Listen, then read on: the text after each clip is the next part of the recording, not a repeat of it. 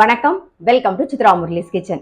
இன்னைக்கு என்ன ரெசிபி பார்க்க போறோம் அப்படின்னு பார்த்தீங்கன்னா, பஜ்ஜி மிளகா போட்டு அரைச்சு விட்டு ஒரு வத்த குழம்பு ஸ்டைலில் ஒன்று பண்ண போறோம். அதாவது குழம்பு தான் பண்ண போறோம். அது வறுத்து அரைக்கிறதுக்கு என்னென்னு பார்த்துடலாம். நம்ம கடாய் மட்டும் வச்சிருக்கேன். ஒரு டிராப் நான் எண்ணெய் விட்டுக்கிறேன். என்னன்னா நமக்கு வரமிளகா வறுக்கும் போது நெடி அடிக்கும் இல்லையா, அதுக்காக. அப்புறம் பெருங்காயம் பொரியறதுக்காக, அவ்வளோதான். ஒரு டிராப் எண்ணெய். நல்லெண்ணெயில் பண்ணுங்க, அப்பதான் நல்லா டேஸ்டா இருக்கும். ஒரே ஒரு பீஸ் கட்டி பெருங்காயம் சேர்க்கிறேன். இதுக்கு ரெண்டு வரமிளகா. பஜ்ஜி மிளகா கொஞ்சம் காரமா இருக்கும் இல்லையா, ஸோ அதனால காரம் வந்து உங்களுக்கு தகுந்த மாதிரி பார்த்து போட்டுக்கோங்க. 2 வரமிளகா. இது கூடவே வந்து ஒரு 2 டீஸ்பூன் தனியா, 1 டீஸ்பூன் பருப்பு, 1/2 டீஸ்பூன் மிளகு, 1/2 டீஸ்பூன் சீரகம். ஃபர்ஸ்ட் இதை வறுத்துக்கலாம். ஒரு 1/4 டீஸ்பூன் வந்து வெந்தயம் சேர்த்துக்கலாம். இது கூடவே தேங்காய் வந்து ஒரு 3 டேபிள் ஸ்பூன்.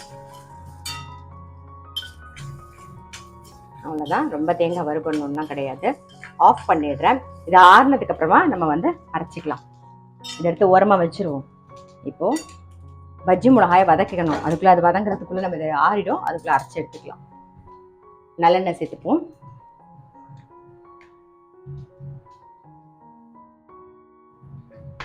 காஞ்சிட்டு கடுகு, வெந்தயம், அப்புறம் கொஞ்சம் கருவேப்பிலை. இதுக்கு வந்து நான் பஜ்ஜி மிளகா சேர்க்கிறேன். நீங்க பஜ்ஜி மிளகா இருந்தால் பஜ்ஜி மிளகா சேர்த்துக்கலாம், இல்லைன்னா வந்து குடை மிளகா இல்லை அவரைக்காய் எது வேணாலும் சேர்த்துக்கலாம். இதே மாதிரி வறுத்து அரைச்சி பண்ணிங்கன்னா ரொம்ப நல்லா இருக்கும். நாட்டு காய்கறி இல்லை எது சேர்த்தாலுமே ரொம்ப நல்லா இருக்கும். கொஞ்சம் கருவேப்பிலை, பஜ்ஜி மிளகாயும் சேர்த்துறேன். பஜ்ஜி மிளகா கொஞ்சம் வதங்கட்டும். பாருங்க, நம்ம குழம்புக்கு வறுத்து வச்சிருந்தது நல்லா ஆறிடுத்து. இப்போ அரைச்சி எடுத்துன்னு வந்துடலாம். பாருங்க, கொஞ்சம் தண்ணி சேர்த்து அரைச்சி ரெடியாக எடுத்துன்னு வந்தாச்சு. ஸோ இந்த பக்கம் வந்து அதாவது பஜ்ஜி மிளகாயும் நல்லா வதங்கிடுது. இதுக்கு கொஞ்சம் மஞ்சள் பொடி சேர்த்துக்கலாம். மஞ்சள் பொடி கூட புளி தண்ணி சேர்த்துருவோம். நல்ல ஒரு சின்ன லெமன் சைஸ்க்கு புளி கரைச்சி வச்சிருக்கேன், அதை சேர்த்துக்கிறேன். புளி தண்ணி சேர்த்ததுக்கு அப்புறம் இந்த அரைச்ச விழுதியும் சேர்த்துடலாம். எல்லாம் சேர்ந்து நல்ல ஒரு கொதி வரட்டும்.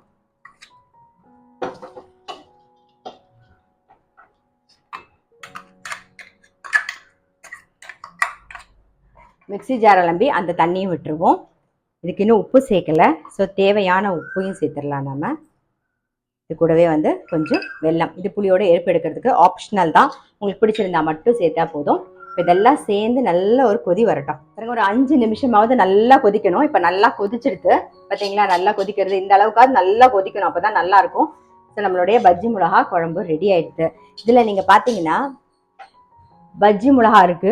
காரத்துக்கு சொல்றேன். பஜ்ஜி மிளகா போட்டிருக்கோம், வரமிளகா போட்டிருக்கோம், மிளகு போட்டிருக்கோம். ஸோ இந்த காரம் வந்து நீங்க பேலன்ஸ் பண்ணி 3 காரமும் இருக்கிறதுனால பேலன்ஸ் பண்ணி நீங்க வந்து வறுக்கும் போது அந்த சாமான் மட்டும் கரெக்டாக பார்த்து போட்டுக்கோங்க.